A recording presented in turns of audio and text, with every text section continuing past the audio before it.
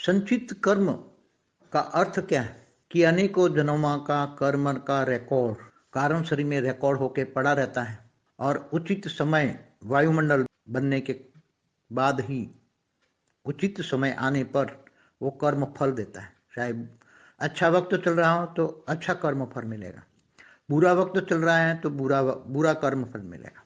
अच्छे समय में अच्छे फल ऐसे मिलेंगे, तुम आगे बढ़ोगे आगे बढ़ोगे आगे बढ़ोगे, और बुरे वक्त में तुम्हें बुरे कर्मों का हिसाब किताब सामने आएगा।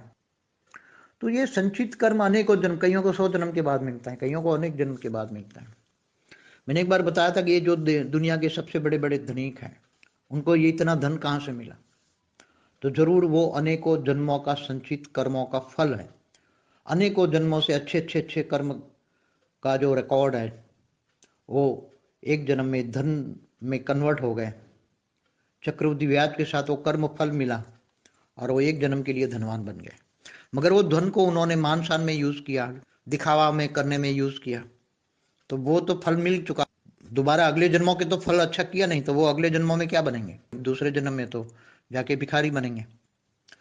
तो ये संचित कर्म तो जब से भी आत्मा का सर्जन हुआ है तब से संचित कर्म आत्मा के माइट के बाहर के आवरण में रिकॉर्ड पड़ा हुआ है।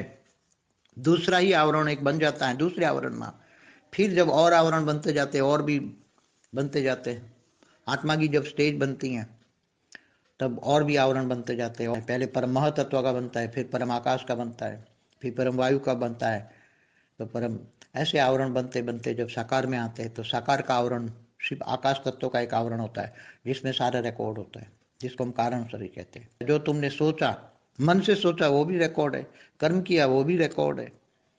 तो मन वचन कर्म से जो कर्म करते हैं उसका सारा रिकॉर्ड आत्मा के बाहर के लेयरों में रिकॉर्ड होता है। और जब वो शरीर धारण करता है तो कारण शरीर मन आकाश तत्व का शरीर, आकाश तत्व में, मैं कहता हूँ ना आकाश तत्व में सारा ब्रह्मांड का भी रिकॉर्ड व्याप्त होता है आकाश तत्व में। आकाश तत्व माना जो डार्क एनर्जी कहते हैं ना, ब्रह्मांड की डार्क एनर्जी जो नहीं दिखती, जो नहीं दिखती वो एनर्जी आकाश तत्व है। स्पेस में जो कुछ नहीं कहते मगर वहाँ डार्क एनर्जी है। एनर्जी साइंस वाले कहते हैं डार्क एनर्जी, मगर एनर्जी ब्रह्मांड में एनर्जी हमेशा हर जगह है। वही एनर्जी जो आकाश तत्व की, मतलब जो दिखती नहीं है, आकाश तत्व में जो एनर्जी पड़ी है वो दिखती नहीं है, वो एनर्जी में सारा रिकॉर्ड पूरे ब्रह्मांड में एक एक आत्माओं का रिकॉर्ड होता है।